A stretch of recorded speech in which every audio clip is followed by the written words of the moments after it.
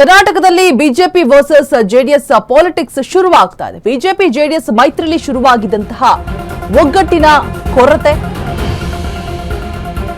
ಯಾಕೆ ಶುರುವಾಗಿದೆ ಅಂದುಕೊಂಡಂತೆ ಆಗಿದ್ರೆ ದೇವೇಗೌಡರು ರಾಜ್ಯಸಭೆಗೆ ಹೋಗಬೇಕಿತ್ತು, ಆದ್ರೆ ಅದಾಗ್ಲಿಲ್ಲ.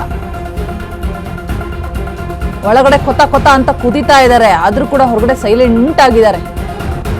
ಆಯ್ಕೆ ಬಗ್ಗೆ ರಾಜ್ಯ ನಾಯಕರಲ್ಲಿ ಚರ್ಚೆ ಆಗಿಲ್ಲ ಅನ್ನುವಂತಹ ವಿಚಾರ ಕೂಡ ಕೇಳಬರ್ತಾ ಇದೆ. ಸೊ ಬಿಜೆಪಿ ಜೆಡಿಎಸ್ ನಾಯಕರಲ್ಲಿ ಆಯ್ಕೆ ವಿಚಾರದಲ್ಲಿ ಇರುವಂತಹ ಗೊಂದಲ ಇದು.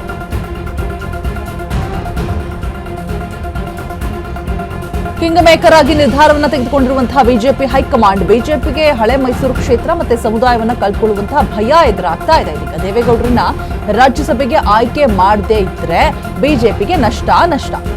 ಸೊ ನಷ್ಟದ ಸುದ್ದಿಯನ್ನು ಕೇಳಿ ಕಂಗಾಲಾಗಿರುವಂತಹ ಕೇಸರಿ ಸೇನೆ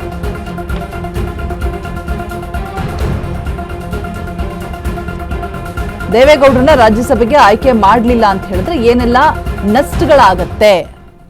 ಕರ್ನಾಟಕದಲ್ಲಿ ಬಿಜೆಪಿ ವರ್ಸಸ್ ಜೆಡಿಎಸ್ ಪಾಲಿಟಿಕ್ಸ್ ಆರಂಭ ಆಗ್ತಾ ಇದೆ.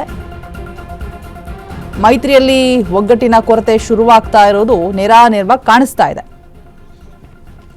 ಸೊ ಅಂದುಕೊಂಡಂತೆ ಆಗಿದ್ದಿದ್ರೆ ಇದೀಗ ದೇವೇಗೌಡರು ರಾಜ್ಯಸಭೆಗೆ ಹೋಗಬೇಕಾಗಿತ್ತು. ಬಟ್ ಎಲ್ಲ ಕೂಡ ಫೈನಲ್ ಆಗಿ ಲಿಸ್ಟ್ ಕೂಡ ಹೊರಗೆ ಬಂದ ಮೇಲೆ ಇನ್ನೇನೋ ಟಿಕೆಟ್ ಅನೌನ್ಸ್ ಆಗುತ್ತೆ ಅನ್ನೋ ಸಂದರ್ಭದಲ್ಲಿ ಲಾಸ್ಟಲ್ಲಿ ಯಾರೋ ಕಡ್ಡಿಯಲ್ಲಾಡಿಸ್ಬಿಟ್ಟಿದ್ದಾರೆ. ಮೋದಿ ಕೂಡ ತುಂಬ ಒಲವನ್ನು ತೋರಿಸಿದ್ರು. ಬಟ್ ಕೊನೆಯಲ್ಲಿ ಯಾಕೆ ಬದಲಾವಣೆಗಳಾಯಿತು ಅನ್ನುವಂಥದ್ದು ಗೊತ್ತಿಲ್ಲ. ಕಡೆ ಅರ್ಜಿನೇ ಹಾಕಿಲ್ಲ ಅಂತೇಳ್ಬಿಟ್ಟು HDK ಅವರು ಒಂದು ರೀತಿ ಸಮರ್ಥನೆ ಮಾಡ್ಕೊಳ್ಳುವಂಥ ಕೆಲಸವನ್ನು ಕೂಡ ಮಾಡ್ತಾ ಇದ್ದಾರೆ. ದೇವೇಗೌಡರನ್ನ ರಾಜ್ಯಸಭೆಗೆ ಆಯ್ಕೆ ಮಾಡೋ ಬಗ್ಗೆ ಯಾಕೆ ಚರ್ಚೆ ಆಗಿಲ್ಲ? ರಾಜ್ಯ ಬಿಜೆಪಿ ನಾಯಕರ ಮಾಹಿತಿಯನ್ನ ಕೇಳ್ತಾ ಇದೆ ಹೈಕಮಾಂಡ್. ಹಳೆ ಮೈಸೂರು ಭಾಗದಲ್ಲಿ ಬಿಜೆಪಿಗೆ ಏನಾದ್ರೂ ನಷ್ಟ ಆಗತ್ತಾ? ಒಕ್ಕಲಿಗರ ಸಮುದಾಯದ ಓಟ್ ಕೈ ತಪ್ಪಿ ಹೋಗತ್ತಾ? ಅಥವಾ ಮೈತ್ರಿಯಲ್ಲಿ ದೇವೇಗೌಡರ ಆಯ್ಕೆ ಎಷ್ಟು ಮುಖ್ಯವಾಗಿತ್ತು ಅಂಡ್ ದೇವೇಗೌಡರ ಆಯ್ಕೆ ವಿಚಾರದಲ್ಲಿ ಕಾಂಗ್ರೆಸ್ ರಾಜಕೀಯವನ್ನ ಮಾಡ್ತಾ ಇದೆಯಾ? ಹೀಗೆ ಸಾಲು ಪ್ರಶ್ನೆಗಳನ್ನ ಬಿಜೆಪಿ ಹೈಕಮಾಂಡ್ ಕೇಳ್ತಾ ಇದೆ.